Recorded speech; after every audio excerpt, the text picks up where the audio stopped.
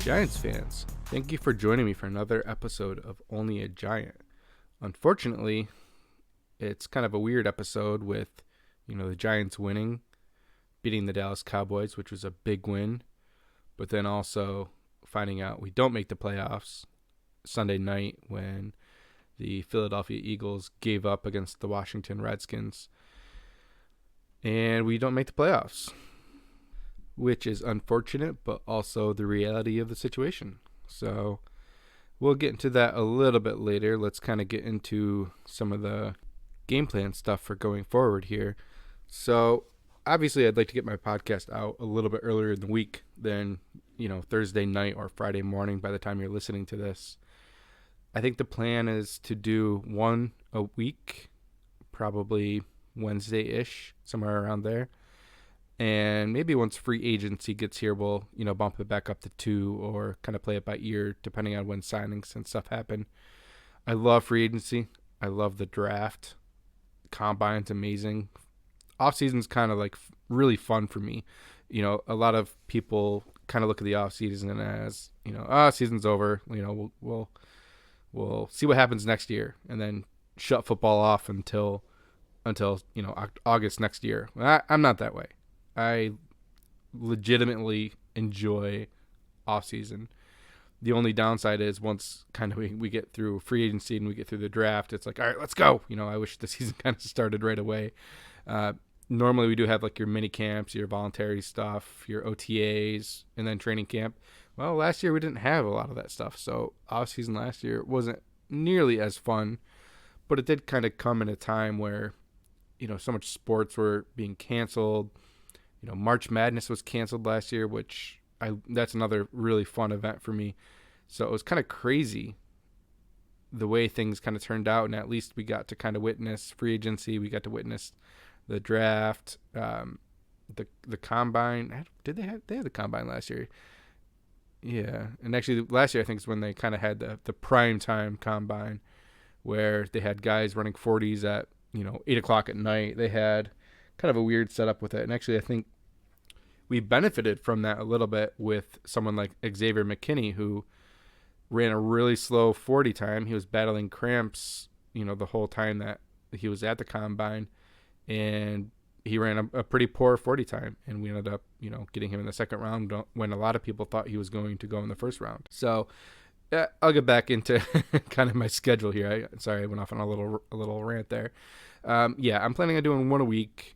And we'll kind of continue with the beer of choice and kind of everything that I have been doing. I'm not going to do an Eli Manning start this episode. We'll get back into that with the next one. This one I kind of figured we'd go over the Dallas game, some ins and outs of it. We would go over the kind of the whole Philly thing a little bit. I'm probably beating a dead horse at this point because I think everyone knows kind of what happened. Part of the reason I delayed this podcast a little bit too, though, is I really wanted to hear John Mara and Dave Gettleman speak before I did this podcast. So we'll talk about that a little bit. We'll make some playoff picks. So let's get started right away with a beer of choice for this episode. I want to thank my buddy Ryan for getting me this beer. Me, my buddy Ryan, and my buddy Eddie are doing like a little beer exchange. So he got me Stash Hero, which is a double IPA. And it's made by Buried Acorn, which is also another local brewery in the Syracuse area. It's actually pretty close to the Destiny USA Mall in the Syracuse area. So that's the beer I'm going to try. It is an 8.5% beer, so definitely has a little bit of a kick to it. I've actually had it before, and I have enjoyed it, but I've never rated it before. So I'm kind of excited to do the rating for this beer. I may have not mentioned this in the first episode. I know typically I probably wouldn't judge a beer just based solely off like the first sip, but I think that kind of makes it interesting too, because sometimes that first sip is like the most organic taste that you get of a beer, and it can really make a big impression on how you view the beer the rest of the time that you're drinking it. If you have a really good first taste of a beer, you're going to be more apt to drink it. You're going to be excited about drinking it. If you taste a beer and it kind of comes off right away as kind of weird and you're like, what the what the hell did I just drink? You're probably not going to be too excited to drink it again or recommend it again. So I always view kind of that first taste, the first drink of a beer as like one of the most important times of drinking a beer. Maybe that's not, if you go to like a beer tasting class or something like that, that probably isn't the case, but that's the way I view it. So that's what I'm going to do. So here it goes. All right.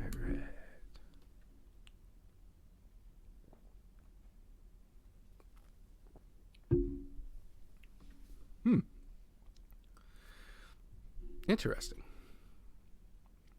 Definitely almost has like a little fruitiness to it, I guess, which I wasn't really expecting that. I'm not sure if something is throwing off my tastes or not. Very tasty beer. I do like it. Just hit me kind of a little off guard, I would say. Good beer though. I would probably range that around like a 3. We'll go 350 on that one, which is a little bit lower than I thought I would do, to be honest. But like I said, I kind of really want to do this based off like that first initial taste of a beer. So yeah, we'll go 3.5. And that will be the ranking that I'm using on Untapped, which you can also follow me on Untapped and join me in these. I am on there as Only a Giant Podcast. You can also follow me on Twitter at onlyagiant_86. I'm going to try to keep, kind of building this podcast up a little bit, get some more followers if I can. This is something that I'd like to do for a while. I've always wanted to do this, so it's something that's always kind of excited me. So I'm happy I'm finally doing it. I just hope I keep getting better at it, and we'll kind of go from there. So yeah, let's get right into the Dallas New York Giants review. It was a 23-19 win by the Giants, which helped us finish the year at 6-10, which it's not amazing. My prediction for the Giants this year was 8-8, and had a ceiling of 10-6, and had a floor of 6-10. So we hit the floor of 6-10, which at some points during the year I didn't know if that was going to happen. But we finished the year 5-3 in the second half. Really cannot complain about that. The biggest thing, we did beat a good team in Seattle. Maybe we caught them kind of at a weird time for Seattle. I don't know. They still had a really good year. I think Seattle finished 12-4, which I didn't think they had that good of a year, but they did.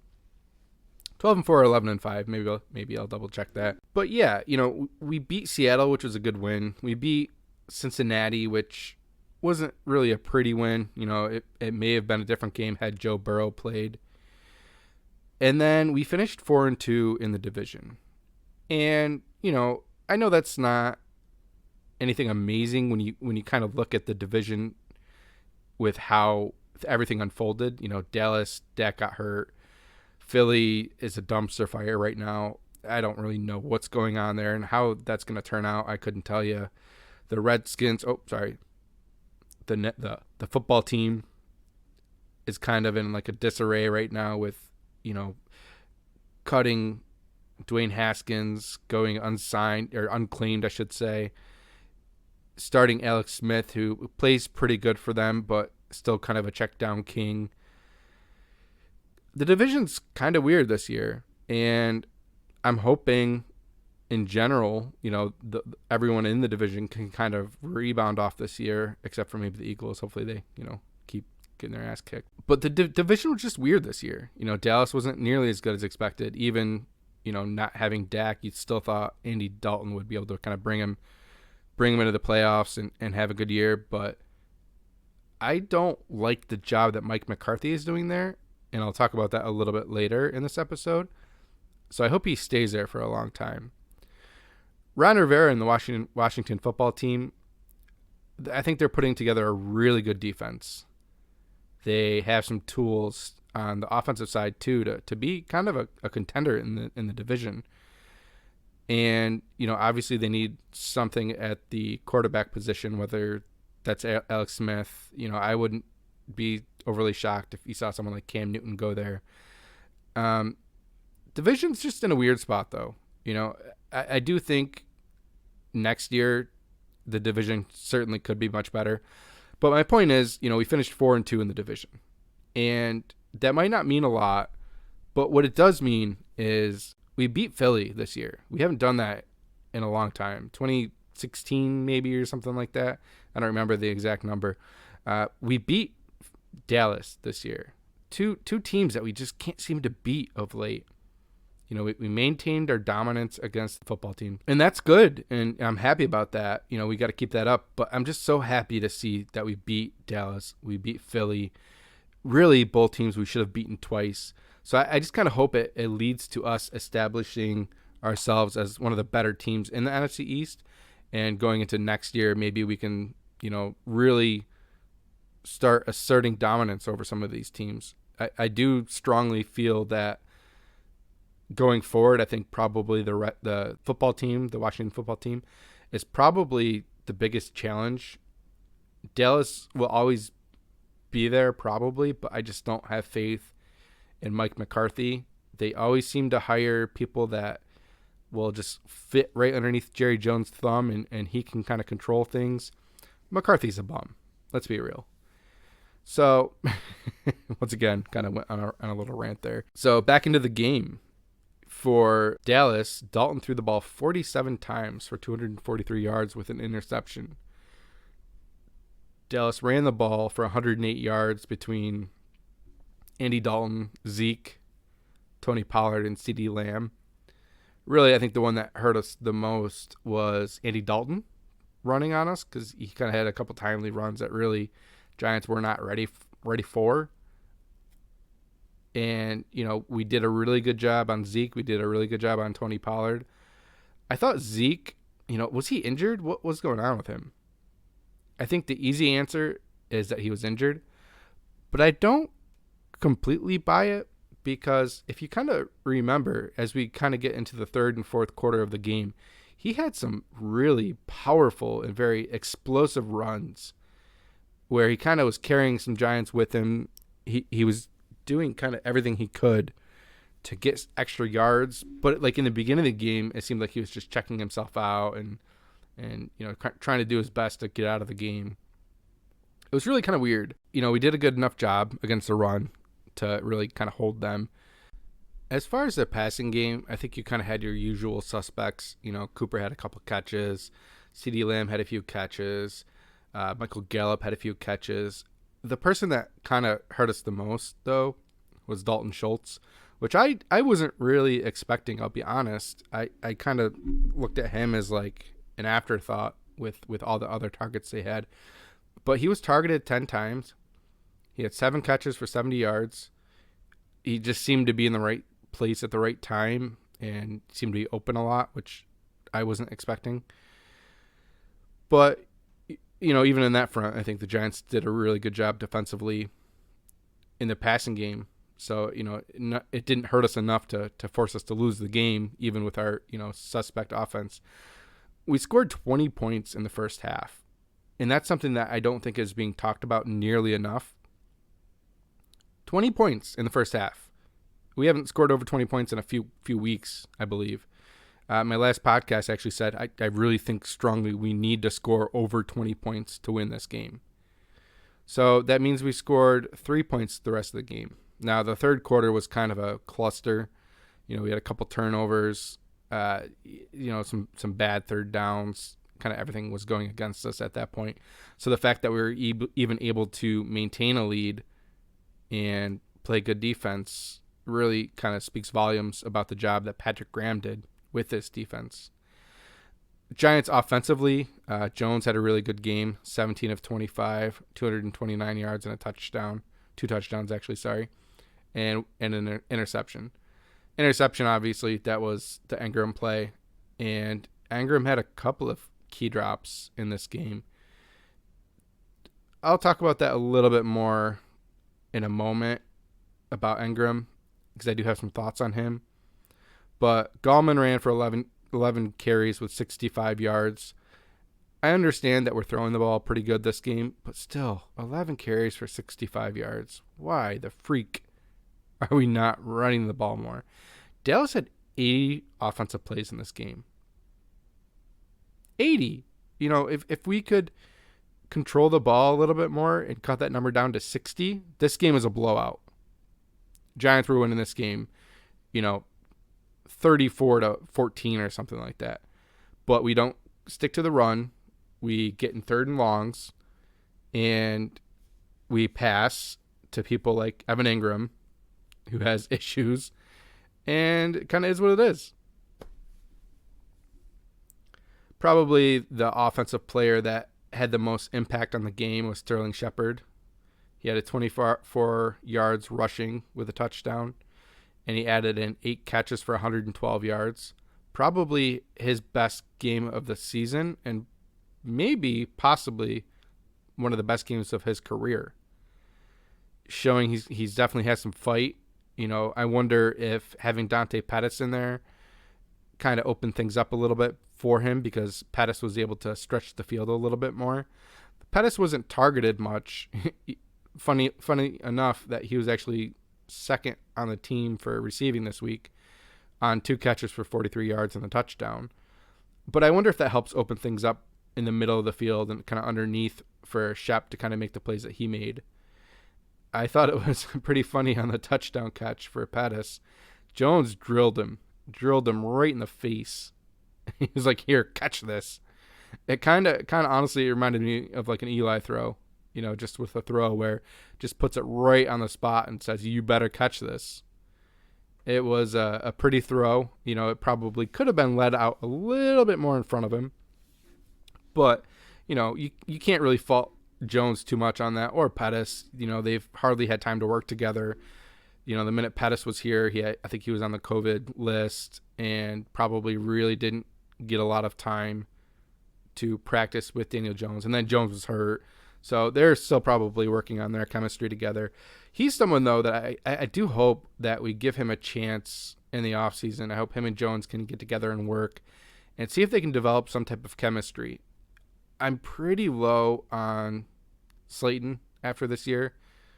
He really honestly had a year that I was not expecting. I thought he could be a number one for the Giants. And then kind of going into, opening week against the Steelers, he had a great opening week. And then just fizzled, man. He really hasn't done much since. Kind of ugly. And, I don't know what that means for him going forward. Maybe we'll find out that he's been battling an injury all year. I think that we probably are going to have to go after a couple of receivers via free agency and via the draft. My kind of wish list, if we go free agency, obviously everyone likes Allen Robinson. I wouldn't mind getting him. I feel like, though, and, if someone wants to correct me on this, his time when he was with the Jacksonville Jaguars, he got hurt a lot there. He kept going in and out of lineups, or he wasn't playing, or he was checked out for a long time. I get a little worried about injuries with him, although I think he had a pretty good year, or time with the Chicago Bears, so, maybe that isn't as much of an issue as I'm making it. I really want Corey Davis, though. He's the guy that I really hope the Giants go after in free agency, if they go after someone. And that's also something I'll get into here in a couple minutes when we kind of get into the, John Mara and Dave Gettleman pressers. And then, let's talk about Evan Ingram, the angry elephant in the room. I don't know what we do with him. Well, I guess I shouldn't say that. I know what we'll do with him. We'll have him on the team and we'll work with him in the offseason, and he'll be here next year. I really have no doubt in my mind that he'll be here next year. But it's just frustrating. The drops are such an issue with him. I kind of wonder if they can kind of sell, him still being a big impact player on this team. His blocking has improved a little bit, but he's still not your prototypical tight end. I've heard some people talk about getting Kyle Pitts. I'm not opposed to it, especially at 11. If, that was the best option for that time. If there's a better option, if Devontae Smith or Jalen Waddle were there, I think that's still your better bet. But I'm not opposed to it. But my point is, he's still not your prototypical tight end. And I think we need that. I think we're lacking that. I do like Caden Smith, but I don't think he is a starting tight end in this league. I don't mind Levine Toilolo. I think he fills a purpose on this team. But he still isn't what we thought he was going to be this year. I'm wondering if this last offseason, I know Engram was hurt, so he was doing a lot of recovery and a lot of rehab and all that stuff. Maybe they just he focused so much on getting healthy and kind of improving his lifestyle and his habits that maybe, his hands kind of fell through the wayside. Because I just feel like he was never this bad. He always had some drops where you're just like, dude, come on. But he always made up for it. He always made plays, always got open. So I think that I would not be shocked if we kind of keep him on the team. Judge works with him a lot in the offseason. Freddie Kitchens is still here in the offseason, and he works with him a lot. Maybe that's what happens, and he comes back next year and he surprises us all, and he's amazing. That's possible. I hope that we can find a balance, though, just in between, his rookie year, last year, and this year, because this year just is not going to cut it. So we have him for his 5th-year option, and, we can really take next year and figure out what he is and what we're going to do with him. This moment, no way in hell do I see the Giants signing him to a long-term deal. But, if we get into week 2, week 3, week 4, and he's showing improvement, only had a drop maybe or something, then, maybe it happens. But regardless of that point, I still think we need to add a reliable tight end. I'd love to go get OJ Howard, who in Tampa isn't, long for there. I don't think, I don't know how long Gronk's going to play. I don't know how long Tom Brady is going to play, but he's the forgotten man there. If he can come back healthy by offseason or something like that, or by preseason, I mean, then go get him. He's not going to cost what he was drafted at. He's a first rounder. That's not going to be the case, So go get someone like that and see if you can pair those two together. Let's get that 2-headed tight end thing going and try to run that. I think that'd be cool. So that's my thoughts with Evan Engram. He's probably going to be here. We're probably stuck with him for at least another year. It is what it is. Let's see what the staff can do with him with a full offseason. Hopefully we have an offseason and go from there. Defensively, the game was pretty good for us. The second half things got a little dicey, but that was also because the offense just wasn't, putting drives together, wasn't really doing anything. Tay Crowder, it was really cool to see him step up. He had 11 tackles. Blake Martinez had 11 tackles also with a sack. Leonard Williams eats up people. That was awesome to see. Had 3 sacks. That was probably the difference in this game. Dallas had, I think, 3rd-string tackles on the field at that point. But you can't control that. You got to play who you're playing against. It is what it is. It was nice to see him have a dominant performance. Unfortunately, it was the last game of the year, so that's probably what everyone's going to remember about him. And he's going to get paid. And I hope the Giants do sign him. I just cringe at the thought of it being a $24 million contract per year. Either way, we do have to bring him back. I'm kind of leaning a little bit more into bringing back Dalvin Tomlinson as well. I'm sick of letting talent go on the defensive line. Look at going all the way back to Linval Joseph. We let him go and he's still in the league balling out right now. Bob Papa made a good point and Carl Banks made a good point on the post-game show. Had we just signed him long term and not paid Snacks Harrison and not taken Jonathan Hankins to replace him and just taken and kept Linval Joseph, where would we be right now? It probably would have been cheaper. We may not have invested in someone like BJ Hill, or like just if we would have kept him, that would have been pretty nice. I would have been happy about that. Where else are we at? Sorry, jumping around. Xavier McKinney had a really good game, flew all over the place. Kyler Fackrell was nice to see back. He had a big sack. Julian Love played really good again as a CB2. He did let up a couple catches, but he kept everything in front of him for the most part. He was usually around the play. He needs to work with Evan Ingram on his hands, but he's still a cornerback. Maybe next year we can get that down a little bit. It wouldn't shock me to see us go after, someone as a cornerback too, but it was at least cool to see him kind of transition back from the safety position to the cornerback position and show that he has talent. He won the Thorpe Award at Notre Dame, and obviously he knows what he's doing.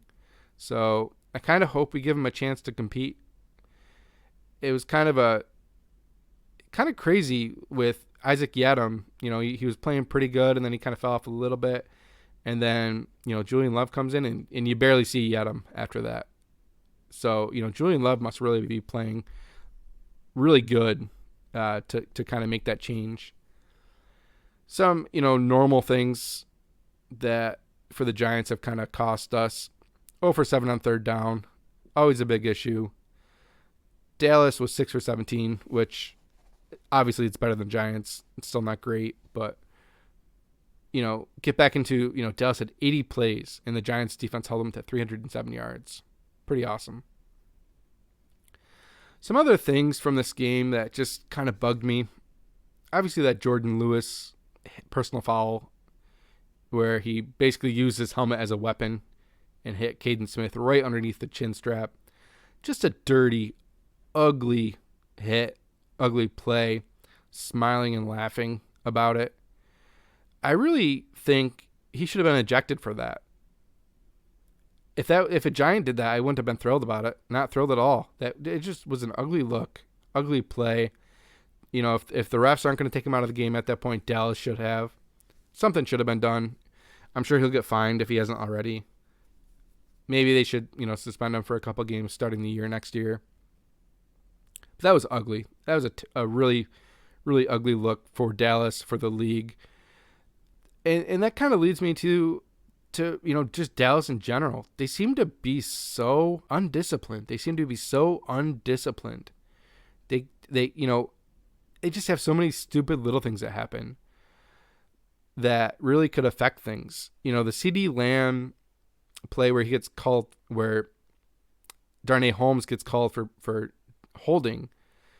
Yes, Darnay Holmes was holding CeeDee Lamb, but he's so worried about either like selling it so he gets the flag or just complaining about it in general that he gives up on the play and Xavier McKinney picks off the ball. That's a bad call away from that just being a pick, because you couldn't finish a play. You couldn't fight through it like a wide receiver should. And you're just being kind of a pansy. Honestly, finish the play. That easily could have been an interception. And if they don't call that, well, it was an interception. But if they don't call that, which that happens all the time, that's an interception because you gave up on the play. Dumb to me. Another play on a kickoff return, I believe it was in the second half. Dion Lewis brings the ball out, which I cringe every time he does, but we've been okay the last couple of weeks. But he brings the ball out, and I think he gets to like the 19-20 before he kind of gets popped a little bit. It wasn't a bad hit. I won't say it wasn't.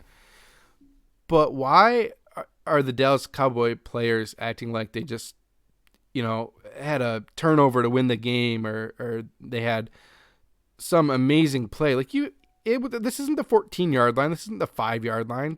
You're at the 19-20, and you're in the end zone celebrating, going crazy. Really? Like, what the fuck is that? Come on, guys. Just kind of bugs me with that. And then the list just keeps going to me. Jalen Smith and Nick Gates getting after it when Jalen Smith is trying to act tough and kind of does some weird like step up to him. Jalen Smith again going nuts on a tackle, and he gave up the first down. Like, choose your times to celebrate a little bit better, dude. I kind of wonder, like, is Jalen Smith a dirty player? I never really thought so. You know, I did enjoy his time at Notre Dame watching him, but for some reason, like, I just don't really remember anything specific about him. I knew he was a good player. It seems like, kind of looking back, he only played for, you know, really a season and a half of like good football, and then he got hurt. So I did a little bit of digging, and man, he has some ugly hits. You know, he hit Alvin Kamara in the head in 2018. Pretty solid tackle, but just straight leading with his helmet and just hits him with Jalen Smith's helmet, hits Alvin Kamara right in the head. Bad look. Against the Bears last year, he hits Mims and taunts him afterward. Even he's clearly down on the ground hurt. Like, really, dude? This year he had a bad hit against Philly, and Philly's sent the tape to the league to look at. So Dallas to me is just kind of weird. I really like Jalen Smith coming out in the draft year that he came out, but as a player, I don't like him anymore. I hope I hope he's never someone that's on the Giants. It'd be hard to root for him. You know, I hate seeing his little celebrations that he does, that he seems to do for just anything and anything. You know, I got a tackle, but I gave up 20 yards, but let's celebrate. It's just dumb to me. But I guess back to my overall point, Dallas just seems so undisciplined. You know, McCarthy does not seem like a good coach. There were multiple times during the game when an ump's coming up to him and asking if he wants to accept a penalty, and it looks like he has to like converse with another guy that's standing there with him to decide whether it's something they should accept or not. So it's like, really, dude, are you a head coach or no? I hope he stays there for a while. It's kind of funny because when we were interviewing people for our head coach position, I would have been fine with him had the Giants taken him. I was a little like, kind of weird ending with Green Bay, but I'd be willing to, bring him in and see what happens. So I guess after this, we'll get into the Philly game. There's probably not a lot that I can really say at this point that is going to be surprising to anyone. It was an ugly look. I won't dispute the fact that it's our own fault. We're 6-10. We should never leave that in another team's hand. We had the Dallas game. We had the Philly game where we easily could have won both of those games and been 8-8 right now. A play away from being 8-8. 2 plays away, I should say, from being 8-8. Like, what are you going to do? That just kind of is what it is. But it's our own fault. 6-10. It still comes back to 6-10. 6-10 really doesn't belong in the playoffs. Had we made it, would have been fine with it. But it's our own fault. That being said, I don't care if you announce before the game that your plan is to play Sudfeld some. You clearly had players that didn't know. Miles Sanders came out saying that it was a bad look. He was confused and didn't know why it happened. Jalen Hurts wasn't happy on the sideline. You could physically see it. So I don't care if you came out and said that you were going to play him. Your team clearly didn't know. You had players that were pissed off after the game. It just was such a bad look for the NFL. And maybe there won't be a way to punish them. Maybe you're not going to take draft picks away. I don't know. Something needs to be done, though. There should be some type of statement made by the NFL saying that what Philly did is inexcusable. I don't care what Doug Peterson says after the game, that was a plan and we were still trying to win the game. That's bullshit. No doubt in my mind that that's bullshit. So, I'm happy for you, Philly, that you got a higher pick. I get that's nice. But, man, it's just ugly. Just ugly. And it adds to the rivalry, which is fun, I guess. But it's just bad for the NFL. Just such a bad look. Why is that right? Why is that okay? Going back to like Tom Coughlin and when we played the Patriots and we already had the playoff spot locked up and we still played all our starters for the most part. But that's still a completely different situation. We're in the playoffs. We're resting starters to be healthy for that game. Philly's just playing just for pride at that point. Get the players in there and, let them compete. And I have nothing against the Philadelphia players. This isn't something that I'm trying to say against them, because they were still out there playing. They were out there working their butt off. It's just like Doug Peterson, really, that I have a problem with. And maybe ownership if it was on them. Players, like I said, I have no issue with. Although, man, Sudfeld looked bad when he did come in. There was no point in that game where I was like, maybe they have a chance to win. Even the final drives when they were trying to get down the field, man, he just looked bad. He just looked bad. So I guess enough about that. I don't want to beat a dead horse at this point. Everyone's had plenty to say about it already. I do laugh about ESPN radio. I don't like to listen to ESPN radio, but if I'm doing it, I have to have a quick drive, like I'm dropping my son off at daycare or something like that, and it's on, I'll usually listen to it. I don't mind hearing, like, as a Keyshawn in the morning, and they were just tearing Joe Judge apart with his presser, and I was like, man, you are literally just talking about part of the presser. You're not even talking about the part where Joe Judge says, we had 16 opportunities to make the playoffs. That's on us, blah, blah, blah. No, they're just like, oh, I can't believe the Giants are salty that they didn't make the playoffs and they're taking out on Doug Peterson. Shut up, dude. You don't know what you're talking about. You probably didn't even hear the presser. Shut up, ESPN radio. Shut up, Keyshawn, if that's you. Just an ugly look. I just had to at least mention that. I guess the last thing I'll get into really before I do the pick'em is, the Mara and Gettleman interviews. They were probably about what you expect. Not happy with the win total, but happy with the progress. We're gonna get the offense fixed. We're gonna get some playmakers. A lot of coach talk or owner talk or GM talk. Although I did think it was pretty interesting that they were talking about, really trying to get a playmaker. Playmaker was said a couple of times. So I wonder kind of what that means, whether that means, getting someone high in the draft, or if that means going after, an Allen Robinson. I don't know. But it led me to believe that they are going to be aggressive in free agency and the draft. The other thing, though, I'm a little nervous about is this defense still has holes. We still have needs. Whether it's building depth, we still need some linebackers. I do like Lorenzo Carter, but obviously he's hurt this year. So you just can't completely depend on the fact that he's going to come back 100% healthy. We need things.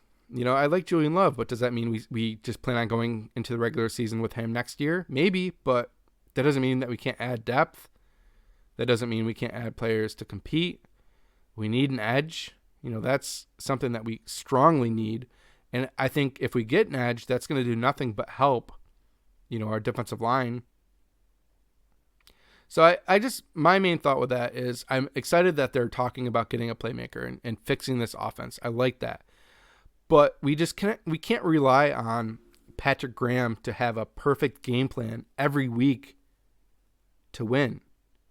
Now I know, if we fix our offense, that's going to fix a lot of different things, and it's not going to have as much pressure on the defense.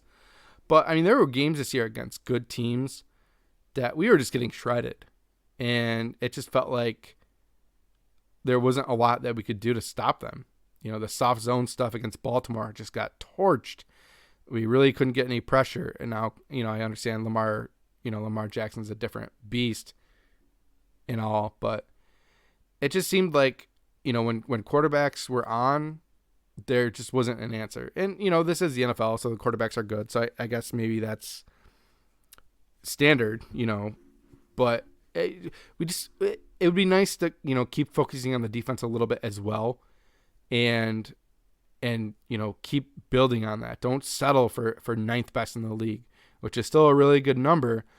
I just think we need to, focus on it a little bit more so that we have a little bit more depth, so that we have, some guys that can get around the edge and get some pressure when we need it. It can't always be Leonard Williams. Blake's had some sacks. We've had some safety blitzes that have worked. I just hope we don't completely shut down on the defense. If we focus on defense and free agency and maybe add a receiver and then go heavy offense in the draft, I'm okay with it. I just hope we don't forget about the draft. Or sorry, I hope we don't forget about the defense. That's really just what I hope. Because I do think that we need some more pieces there so that Patrick Graham doesn't have to have a perfect scheme every week. So let's get into the NFL wildcard rounds. Starts off right away with a Saturday game at 1, which I'm pretty excited about. For the most part, I think I'll be rooting for the Bills. I do like a lot of the players. I have a lot of friends that are Bills fans. I'll probably be rooting for the Titans as well. I have a couple really close friends that are Tennessee Titans fans. I have a couple buddies that are Buccaneers and Washington fans. I don't really know who I'm going to root for on that one. So let's start with the Colts and the Bills. I think that's a Bills win. I think the defense for the Bills can do enough against Phillip Rivers to keep him on his toes. That offensive line is great for the Colts, but I think the Bills are just hitting on all cylinders right now. They're a better team. They're going to win this game. I don't want to say it's not going to be close, but I think this has potential to be kind of a blowout game. So we'll go Bills. I'll go Bills by 2 scores. Rams Seahawks. They just played. It's going to be a close game. Always is. It's in Seattle. I think Seattle wins this game. I think it's going to be close, though. I wouldn't be surprised if there's like a, game-winning field goal to end or a score right at the end to go up. Seahawks, I'll say like Seahawks by 4. Next, Saturday night, Buccaneers against Washington. I do think that Washington's defense can do enough in this game to keep it close. But I think that the Buccaneers have enough weapons. They have a really good defense as well that they'll win this game. So Buccaneers by at least a touchdown. Sunday, our first game is the Ravens versus the Titans at Tennessee. I'd love to go Tennessee on this game, honestly. It's going to be a tough game. It's going to be a really, really tough game for Tennessee. The defense is not playing well. Offense is clicking, but, what happens when, the Ravens are up by 2 scores? Tannehill's a good quarterback. He's proven that at this point.